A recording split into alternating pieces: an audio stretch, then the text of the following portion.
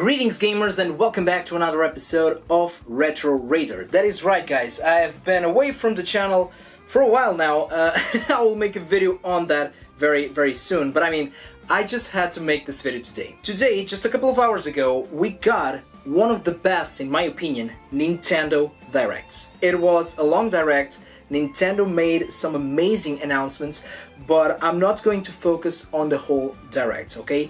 As you guys can see right here, I have my original copy of Octopath Traveler. And I'm going to focus, you guys know where this is going, on Octopath Traveler 2. And also The Legend of Zelda Breath of the Wild 2, which is no longer going to be called Breath of the Wild 2. Just a quick recap, I have a couple of notes here.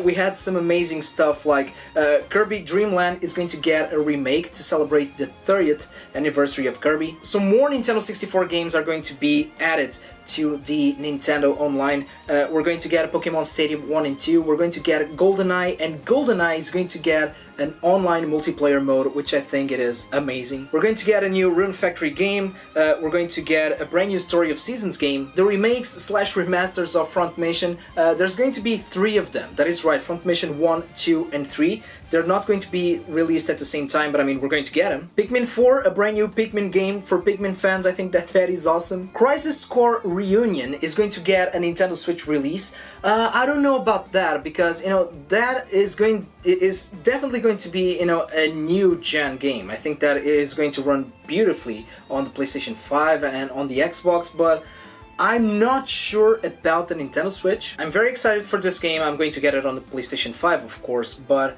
I don't know, I'm worried about the version on the Nintendo Switch, because of the hardware. But let's talk about Zelda, okay? The Legend of Zelda Tears of the Kingdom. We just got a quick sneak peek of the gameplay. Again, like Crisis Core, I do worried a little bit about this game. From the graphics and the textures, I think that this is going to be a leap forward compared to the original Breath of the Wild. And I've been saying this since the very release of the Nintendo Switch. I don't think that this console is about the graphics. It's not about the next thing, the next gen thing, whatever. It's about its amazing library, its amazing games, okay? But Nintendo, some of these games, the Nintendo Switch is going to struggle to run a couple of these, so you should definitely start thinking about a proper upgrade to the Nintendo Switch. But now, let's talk about Octopath Traveler 2. As you guys know, if you follow my channel, this game right here, Octopath Traveler, I'm a huge fan of this game. Without question, this is one of my favorite, not only one of my favorite RPGs, but one of my favorite video games of all time. It didn't start the trend of, these new retro RPGs. We had stuff before, like, the Undertale, Stardew Valley, which is not just an RPG, that's more of a, farming game, etc. But you guys know what I mean. But I think that Octopath Traveler was the one that really made it popular, because it kind of reintroduced this concept of 2.5D, pixel art graphics but with 3D animations, voice acting, and a full orchestrated soundtrack. Again, the soundtrack of Octopath Traveler is also one of my favorite video game soundtracks of all time. I'm always using it on my videos. You guys are probably hearing it right now. So yeah, I think that if it wasn't for Octopath Traveler, I think that we were not going to get games, like Live Alive, for example, which, it's kind of similar, the concept, the remake. I think that they draw a lot of inspirations from Octopath Traveler. We also got Triangle Strategy, which is kind of a spiritual successor to both Octopath Traveler and Final Fantasy Tactics. And I love that game, I also have it, the collector's edition up there. But, it's a tactical RPG, but for me, it was not the same thing as Octopath Traveler. And Octopath Traveler 2, it was inevitable, because this game is still hot today, and it was a success. I think that on the first month, if I'm not mistaken, Octopath Traveler sold 1 million copies. That is a lot for a game like this. Let's not forget that the target audience for this game, was supposed to be, retro gamers, fans of the 16-bit era. It is a very long game, heavy story-based game, turn-based, but it was a hit. And why? Because this game is a masterpiece. So I decided, just for the fun, guys, let's rewatch the trailer. I'm going to rewatch the trailer again of Octopath Traveler 2. And yeah, let's do this.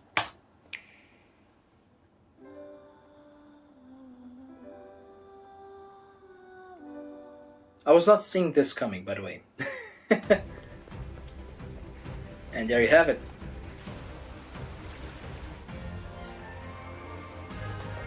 I mean, everything is so charming about this game, about the concept of Octopath Traveler. Game in the Octopath Traveler series.